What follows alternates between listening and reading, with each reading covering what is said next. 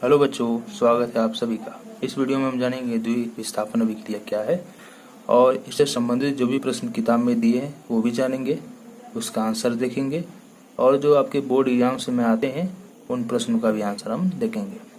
चलिए शुरू करते हैं। द्विविस्थापन अभिक्रिया क्या है। ध्यान देने वाली बात है कि हमने पिछले वीडियो में जाना विस्थापन अभिक्रिया, जिसको हम एकल विस्थापन अभिक्रिया भी कहते हैं। एकल विस्थापन अभिक्रिया का मतलब है कि उसमें केवल एक धातु दूसरे यौगिक से एक धातु को हटा देगा और अपने ही आ जाएगा।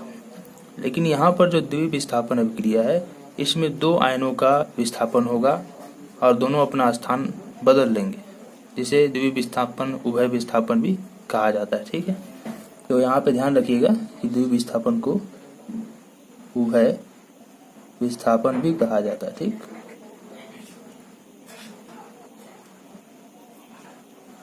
हो गया। तो प्रयोग करते हैं, चलिए क्रियाकलाप करते हैं हम लोग। एक प्रणाली में 3 ml सोडियम सल्फेट ले लेना है। सोडियम सल्फेट का विलयन, सोडियम का सूत्र होता है Na, सल्फेट का SO4 होता है, जिससे जुड़ने के लिए 2 बार आएगा ये Na2SO4। जलीय विलयन मतलब एक्वस लेना है। फिर एक अन्य प्रणाली में भी लेना है 3 ml, जिसमें लेंगे हम बेरियम क्लोराइड BaCl2। जलीय विलयन एक्वस लेना है। अब दोनों विलयन को मिला देना, फिर हमने देखना कि क्या हो रहा है। यहाँ पे लेना है Na2SO4। यहाँ पे क्या होगा कि दोनों आयन अपना स्थान बदल लेंगे। Ba इसके पास चला आएगा, सोडियम इसके पास चला आएगा। अब फलस्वरूप बन जाएगा बेरियम सल्फेट और सोडियम क्लोराइड। तो आगे इसका समीकरण हम लोग देख लेते हैं।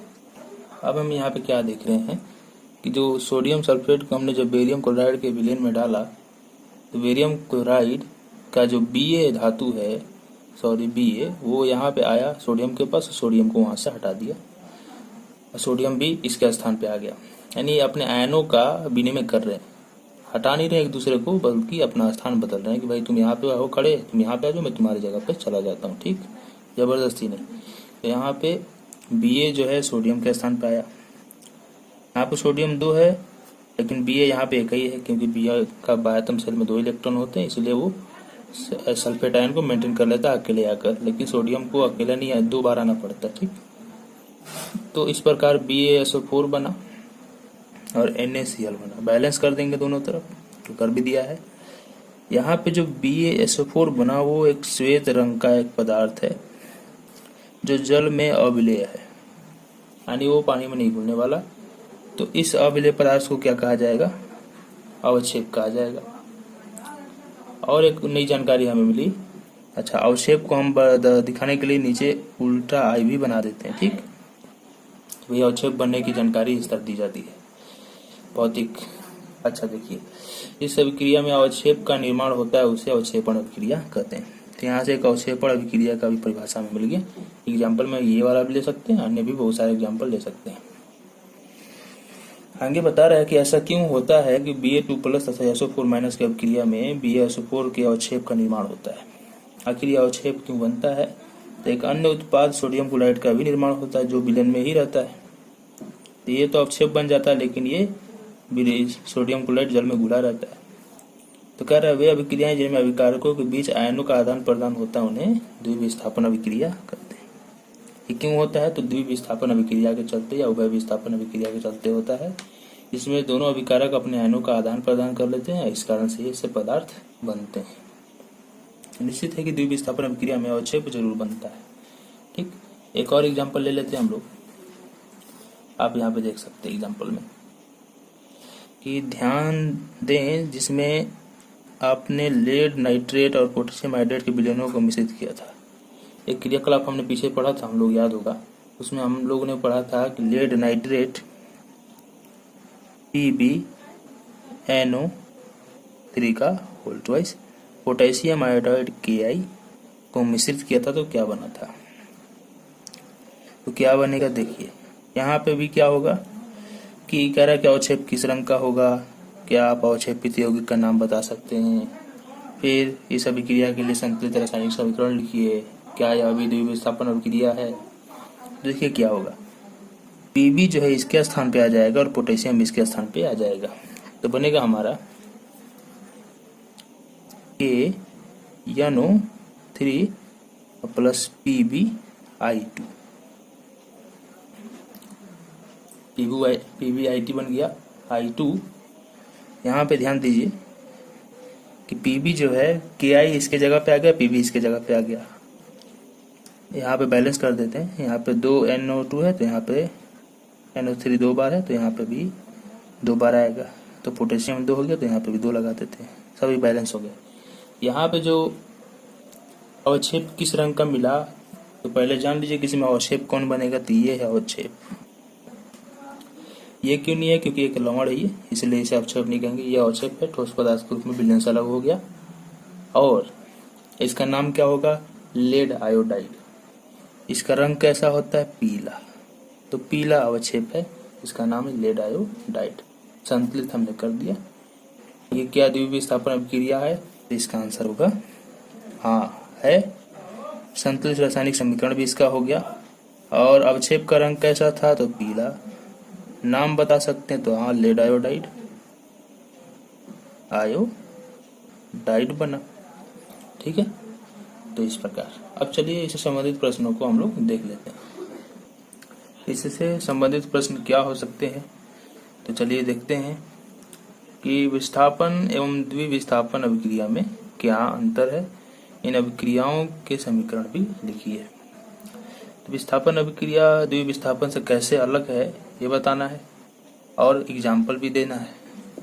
विस्थापन अभिक्रिया क्या है, इसके पिछले वीडियो में हमने अब चैनल पे अपलोड है, प्लेलिस्ट में जाके आप दे सकते हैं। और देखा है तो अच्छी बात है, समझ जाएंगे। तो चलिए देख लेते हैं।